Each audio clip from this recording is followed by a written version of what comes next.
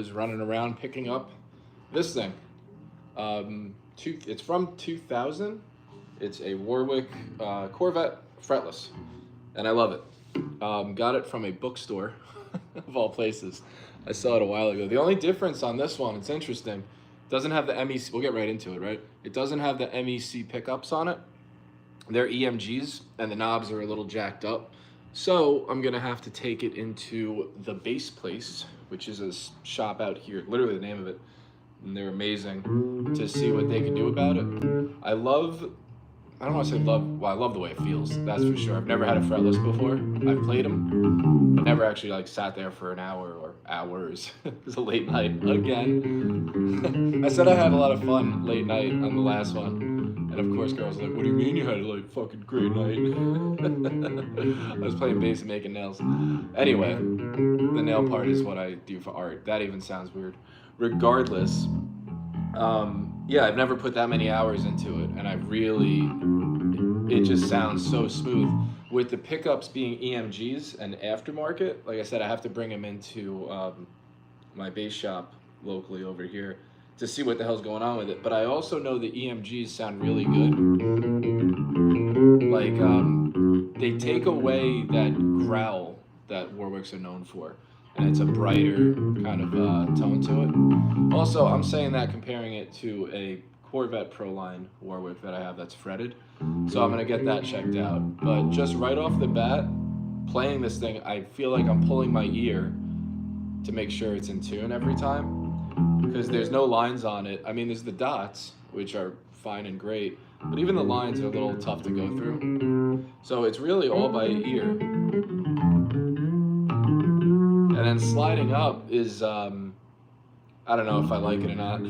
I've seen a lot of it with other bassists and everything, and they say don't slide so much. So like if I'm playing NIB, like the Sabbath solo, just because it runs your hand the whole way of the neck, and it seems like it would be a good idea to practice. But that part, like it sounds so fucking wonky to me.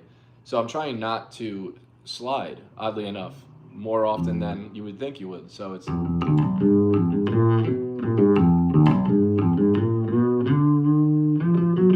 just sounds really wonky. So I'm still trying to figure out, like, there's a time and a place for it.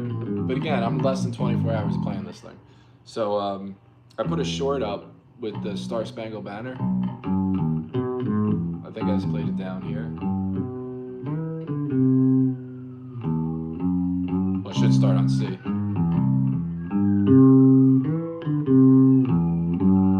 So just running my hand around, trying to figure out where to go is interesting.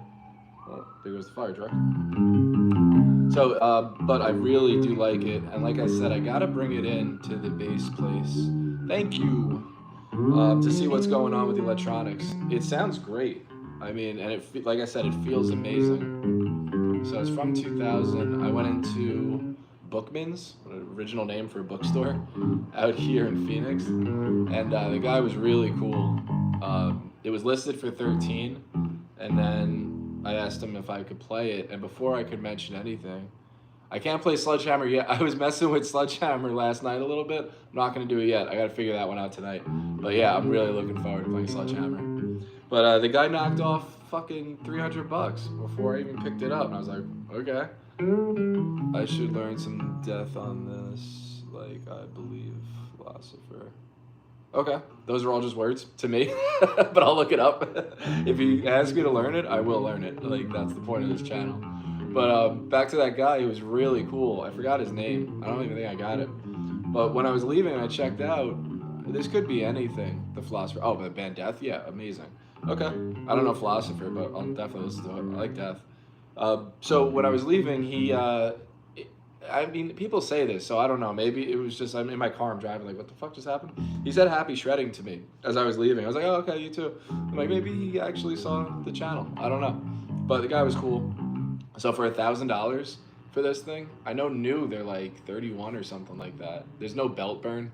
And belt burn meaning like, well, your belt buckle will cut through all this. Yeah, they are. I love the way these things look. I mean, it's a bolt-on, but okay, great. You know, I'm not gonna start going into motorcycle prices to get the neck through, even though I love it. I say that now because I have the F bass, and I don't think anything can ever top that bass. Humble opinion, but I've played a lot, and that thing is ridiculous.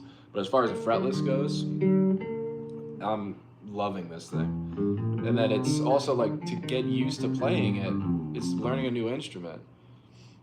Yeah, it made for slapping, sure. I know that bolt-on is great because it doesn't give me a heart attack. Because I know if it falls or something, I could get another neck. I don't want to put that, like, I gotta sage this house now because I don't want to think about that happening to my neck there. Because there's no coming back from those repairs. Yeah, brighter, snappier. I hear all of that. I like the neck through from an art standpoint. Not time-based art like music, like physical art. It's a fucking sculpture. Like that piece of wood with the capping over it and all that. It's insane. But I mean, this thing is brilliant too. So the feel is amazing. The tuner is a little wonky. Like you can't hear it, I think. It kind of goes a little bit. But like I said, I'm just gonna bring this into, I mean, I give these guys plugs, not enough. The bass place, they're in Peoria. They've been around forever. I didn't know they were here until I moved here. They used to be in like Bass Player magazine in the 90s when I was a kid. And it's like this crazy big shop. They're a lot smaller now, but they do great work. So I'm gonna get this thing set up. When I was messing with the tuner and everything, it's really, the intonation is great. So it's just moves around. Like I said, it's hard. What's the fretboard? I don't know. If I had to guess, I mean, it's Warwick, so I don't think it's ebony. Let me see if I can look it up. What year? That's why I want to bring it to the bass place too, because I could just do all this research and then I just bring it to them, and these guys are unreal. So Warwick, Corvette, standard. Let me Google that for you. What a dick, right? No, I'm really interested too. Standard fretboard, 2000. So it's a 24-year-old. Let's see. We got something on here. Cell number. I missed what you wrote because I wasn't paying attention because I'm an idiot. Wenge or Wenge, right? Is that how you pronounce it? I don't know. I sound like an absolute tourist ordering something off the menu. I have one here from 2000. Let's see. Babinga body. That's a fun word. Grabbing it all up, blah, blah, blah, blah, blah, blah, blah, blah. Surprised I don't have the specs on it. Excellent. It doesn't say it. Wenge. That's what I thought, yeah. Oval C profile. They talk about the body on this one that's being show more. String type, fretboard radius. It tells me the radius, but doesn't tell me what it's made out of. Ebony. Ebony fretboard. Who knew? I was right that there's no way I was going to be right. That's why I said it was not ebony. But it's ebony. So there you go. Ebony and Wenge. But it sounds really good. Serial number would tell you more likely. Yeah, I know that the last numbers are 00. That's how I know it's a 2000. The other one I have is an 02. But I bought that new when I was really young. Well, beyond my years young. Yeah, these Wenge a lot. I think the other one was Avangol or something. They're the most fun words ever. What the hell's this? Babinga? Babinga grains. I don't know, that just cracks me up because I'm like 11 years old with my humor. Babinga is really funny to me. But yeah, and what I've been doing to practice, again, less than 24 hours. Abanol? Oh. But what I've been doing is, again, the same thing. The thirds.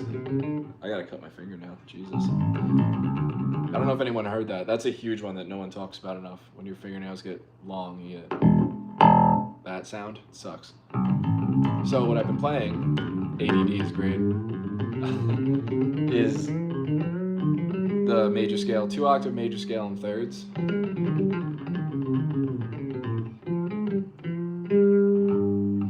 So it's pulling my ear. And what I'm trying to do is not correct it as I go. I'm trying to take my finger off and play it so I don't get this bad habit of like that whole wonky shit going on. Like it's fine to add like a tremolo, but if I'm going like that is like taps, but that second note was off.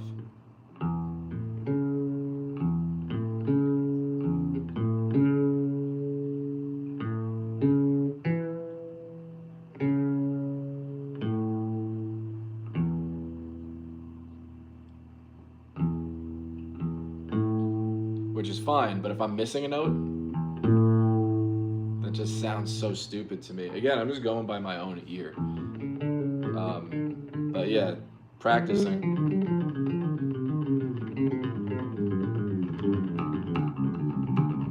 I swear by that major scale in thirds. And then same thing with the 2-octave arpeggio, 1, 3, 5 octave.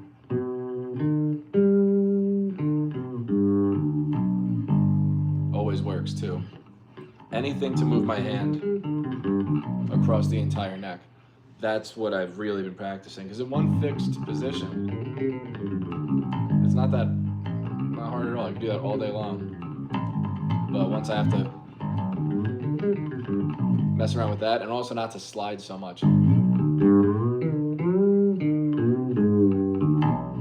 just sound terrible. Like, it's fun, but I don't want it to become, that's another thing, especially for anyone that's really new. Your habits will define you as a player, especially early on, and they're really hard to break when they get bad. So I know I've been already on the fretless, keeping my hand this way, which I would do a lot.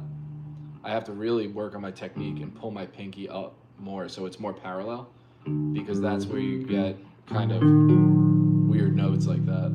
So if I were to turn it, it sounds a lot better, as opposed to small little details, but I've noticed it, and my ear is super active when I'm playing this thing. Like the Kill Bill one, like, you gotta really, it's all nuanced, like that and that are very different. See, terrible. So this is what I'm still practicing, which is why I have no problem putting it on here, and then, because everyone should see how it goes. So,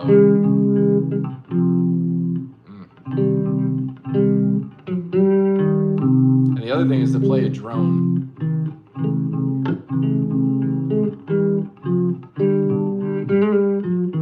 That's a lot better.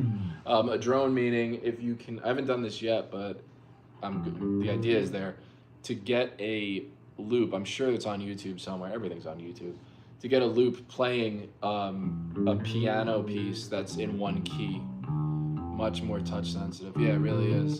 So once it's droning out in that one key, like if it's just in G, I'll have the root note, or the, literally the root note playing, so I'll be able to play in that key, and I'll know when I'm out of tune or not.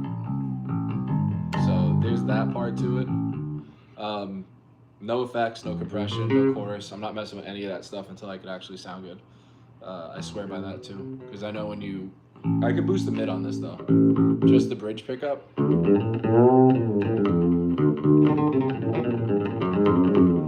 It sounds that old, early 80s jazz fusion, all that stuff.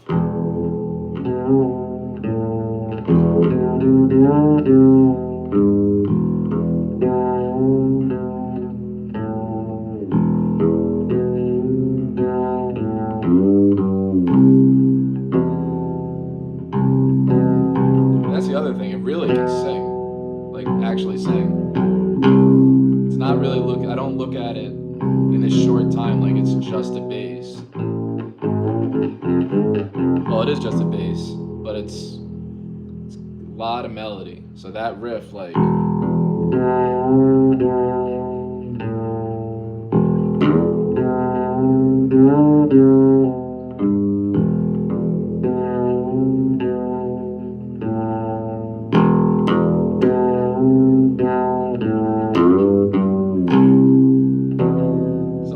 feel to it. There's actually playing this, I'm thinking of it being a vocal line. Except for maybe that part, because it's a little dissonant, but even then.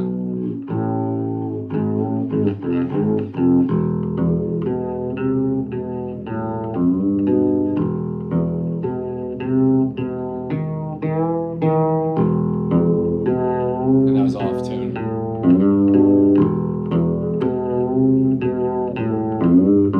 So what I'm using there is the E string as a drone.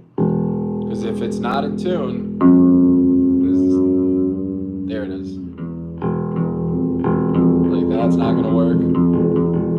It's when it's slightly off like that. Like that's not right. There we go.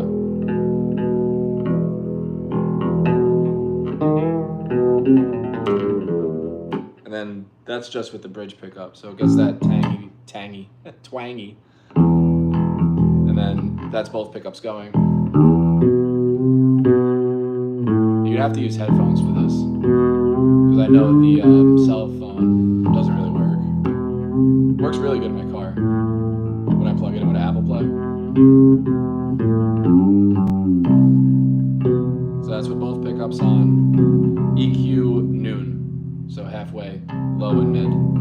There's no, or no, low and high. There's no mid on this. It's just like the other Warwick Corvette that I have. And again, these are 20 years old. 22. This one's 24 years old. It's pretty fucking crazy. And to think I was even actively playing back then. But the other one I've had since I was that young, 2002. So what is that? Yeah, I was a baby, but still running around, causing a lot of destruction. But now, oh, the other pickup, we could do the neck pickup. That's bridge, both, neck. A lot rounder, a lot warmer. Can't speak. Very full. This is where I feel like the pickups matter a lot. Because if the original ones, the MECs, or MECs, I don't even know how to pronounce them. If they were in here, I know from the other Warwick, there's a lot more growl. This one is very, it's not digital, but it sounds hi-fi, I guess would be the word. To me, at least. As I'm out of tune. But I really like the way it sounds. I pretty much have been, again, less than 24 hours, I've been keeping it on both pickups activated. That warm sound. Yeah, when it's the neck pickup, that's the first time I'm actually message retracted. I don't know what any of that means, but I did see what you wrote. It does sound really smooth. Yeah, so bridge, nasally, punchy, all that stuff. And then that neck one. I don't know why, but I always play blues when I think of, maybe because the low end sticks out more. But yeah. That's another one I've been practicing. Because it's really tough to stay in tune.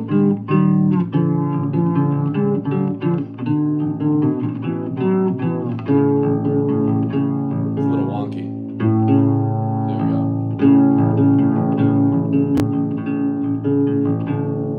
Yeah, it's weird. I still need a lot of practice to it. I think I'm in tune.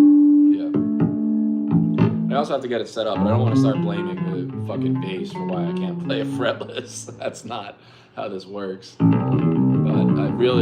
I'm super happy, and the deal that I got is crazy, because I was looking to spend, I didn't want to spend dumb money on it, but, and you guys helped out a lot in that poll too. I put the thumb up because if I remembered right, that thumb Warwick was the one that I saw at that store like 3 months ago. It was still there. They had it in the back or something like that.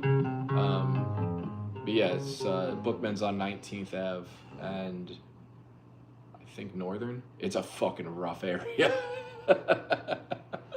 So yeah, they had this, whatever. I love that store though. I love that area.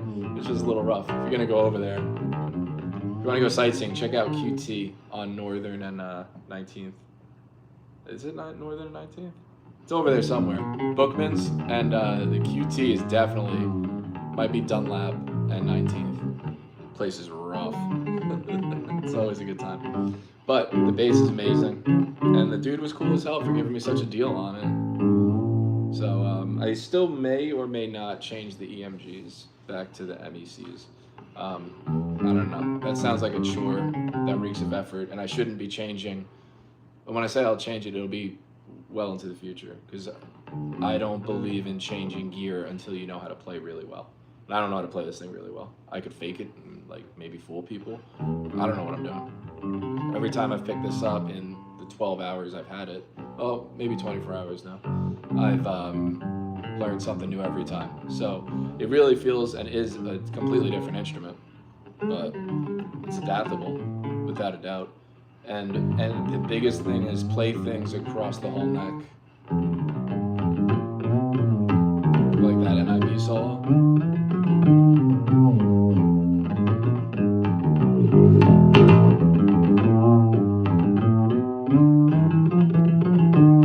Right there. That would probably sound good with the low end.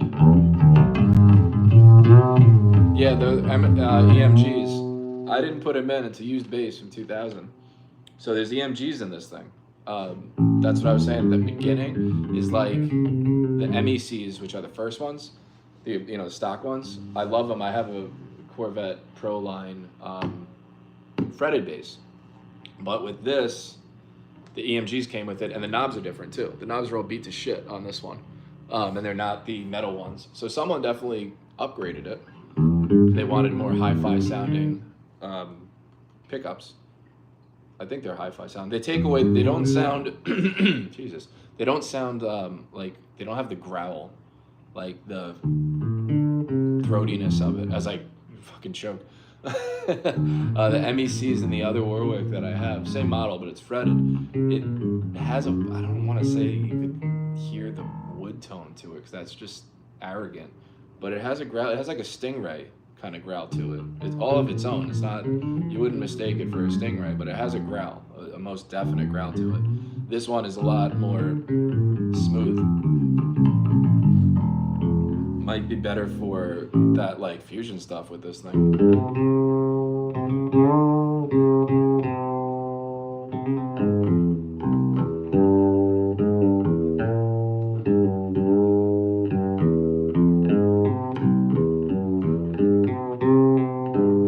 It sounds amazing.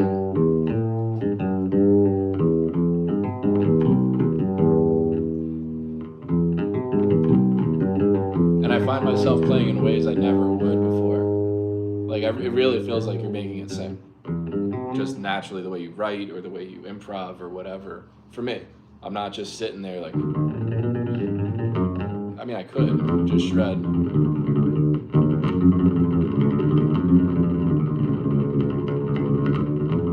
Helpful? I don't know what I said to be helpful, but I'm glad I'm helpful. That's my goal. Innately helpful. Don't know why. Innately helpful. Well, yeah, you're welcome. And thank you. But yeah, to let it breathe out, it just feels great, especially the arpeggios.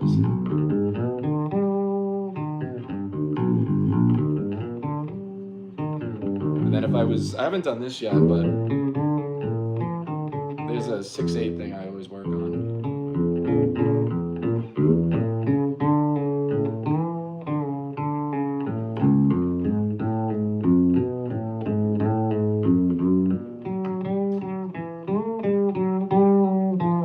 Ooh, you hear the wrong notes, right?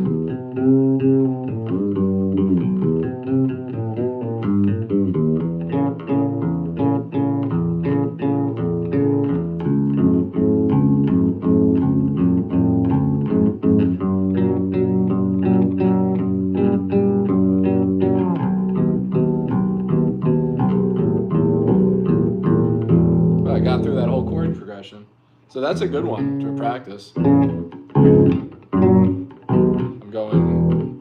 not even going to show it on this. I've shown it before on the Fretless. It's in E. I was just considering changing my Fretless bass pickups to E, M, G, J, and then stream pops up. That's awesome. That is helpful then. I don't know if it's worth it, but you can hear it sounds amazing. That's the other thing. If you choose a pickup company that's like known, even unknown ones, but then it's murky. Oh, jeez. Excuse me. Um, Everyone's the build quality is so fucking good these days. And they have been for a long time. It's not just these days. If you get a Warwick and you put Duncans, you put EMGs, put Aguilars, I'm probably butchering that name, but you put anything in it, it's going to sound really, really good. It's just, is it going to sound like the way you want it to? The problem with that is, who the fuck has that budget to just throw pickups in and just try them and stuff like that? That's why it's good to go to it. I love the place by me. I haven't sat in there to like go through their instruments. I'm sure they would. I just am not going to be that guy. But it's good if you could play it first. And I'm sneezing like crazy. I don't know what the hell just happened to me. But I do like the EMGs, and like I said before, I'm not going to change them until I can actually successfully, in my own ego is a weird word, but in my own head, my own appreciation or disapproval of my playing, lots of words. Once I know I'm a really good fucking fretless player, then I'm going to be able to change pickups again and do all that stuff. But in the meantime, I just have to, really just play this thing, because it is not like the back of my hand. Parts of it, but I really have to pay attention. The one thing that is incredibly natural is just writing and trying to get this thing to sing, or making this thing sing. That just feels like it comes immediately. Like, it feels like a lead instrument, because it is, or it can be. But yeah, I'm super glad that I got one. And all within the last year. I never owned a 5-string until I started this channel, and never had a fretless. I went 30-something years, 34. I started at 4 and I'm 37, so 32, 33 years just playing traditional 4-string bass, because I was a snob for that long. So I could accurately tell you that anyone that thinks that is a fucking idiot, because I was one of them for a very long time. I think you should get your hands on everything and anything to play. Oh, you gotta learn this before that one? Maybe, but the world's not gonna end if you pick up a fretless. It might make you just be like, wow, that's really hard, and put it down. Or challenge accepted or whatever. But yeah, you should never shy away from any instrument because of some hierarchy that people tell you. Your music stopped ended when I sing the Django Reinhardt. Yeah, that'll do it. That'll definitely do it. Pino Palladino, I've been listening. That's the other thing. Since I got the fretless, well, not before I got the fretless, within the past week, waiting to pull the trigger on it to find something. I've been listening to a lot of fretless bass music, tons of Pino Palladino. Jacko, I love Jacko, like anyone else, fucking God. But unpopular opinion, and when I say this to other friends of mine that are bass players, kind of agree. His tone fucking sucks. I said it. I know it's sacrilegious. Playing's outstanding. The tone is straight ass. Listen to that. It's muffled, it's nasally, and you can't really you could hear what he's playing, but it just, it's not for me. But he's one of those ones where when people cover him, they don't play it nearly as good as he ever could, but their tone sounds 1,000 times better. You can't be perfect. It always has to be something, and his tone is not. To me, it's very subjective, right? But he doesn't sound like anyone else. Oh, terrible. That's another one. Dimebag has awful tone, but he makes it work. It works for him. It's a perfect tone for him. And you watch someone else try I won't name names, but a lot of bands imitate that stuff, and their tone sounds fucking horrible. Not just the chops. The playing is good, but yeah, Dimebag across the board. Dimebag and Jacko. Tone that only works for them. For anyone else, it's like trash. And I'm talking about tone too, not the playing, the actual tone. But yeah, it's my own opinion on whatever that is. But back to me hacking and farting away on a fretless, not knowing what I'm doing, talking shit about a God's bass tone on a fretless bass. Nice, Mike. Good stuff. Oh yeah, that's my name, by the way. I don't know if I ever said that on any of these things. But yeah. That's all I really got. I gotta go help a friend out today. What else do I have to do? Got a meeting later. Dimebag was interesting because most of the sound came from pawn shop, the pedals. Yeah, 100%. And what I like about them is they tuned not just a half step or a whole step. They were within like cents. I think it's like 7 cents or something. I don't know the actual number, but like they tuned like on a fretless incrementally different, but everyone would tune to that same amount. So it did not sound like anyone else. Like legitimately, you can't happen. So if you tune your bass and start playing along with Pantera, it'll work. But if you actually listen to it and surgically, if you isolate the bass or anything like that, you'll have to tune it up or down to what he's playing, because it's not exactly on like A. It'll be A and a couple of cents off in either direction, which matches everybody else that did the same thing. Everybody else, which matches Dimebag. So one other string instrument in that band. But yeah, I don't have too much. Again, I'm sorry I wasn't able to go live yesterday, but busy. I realized that you can't really see this thing while I was playing it the whole time. I got to set up this camera better, but it is absolutely gorgeous. I absolutely love it. I have no idea what kind of strings are on it. If anyone knows what blue, I'm colorblind too, but I'm guessing it's blue, not purple on that end. Let me know in the comments, because I have no idea. But yeah, that's all I got. So thanks for hanging out. I'll see you guys tomorrow. Oh, there's another thing. I'm gonna upload a video in an hour. I think it's set for, like, what is it, 1:30 right now? I think it's set for 3 o'clock my time. But whatever. I took a live video and I just downloaded it and like edited the front and the end. It's 15 minutes long. I'm not starting to cheat people out of just regurgitating material, but I want to see what it would look like to put a 15-minute long video, or 14 minutes or whatever, maybe once a week. You meant to tell you exercise with your fingers, that works. Oh yeah, I always do that one. Finger exercise, these two up, these two. But I'm putting up a 14-minute video from a live, because it's going through bass improv and soloing. I want to see what the response is from, well, you guys obviously, and people that don't really watch the channel, because I think it'll grow more. If I put one long form video, it won't just be a live, I'll actually like do a video as I'm just doing this all day long. If I put one of those up every single week, so that'd be like 52 a year. Not replacing the shorter videos, it's additional to the short videos. So I want to see what that would look like. So when you see that later, don't think I'm just like copping out and getting lazy or anything like that. I'm not. I want to see what would happen if I put a longer video on it.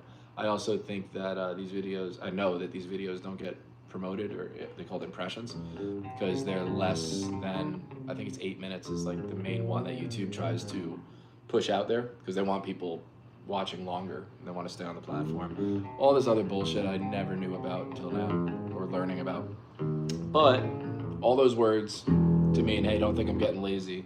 The video coming up is from a live video, but it's a test run, really. But it'll be up there forever. So I think that's it.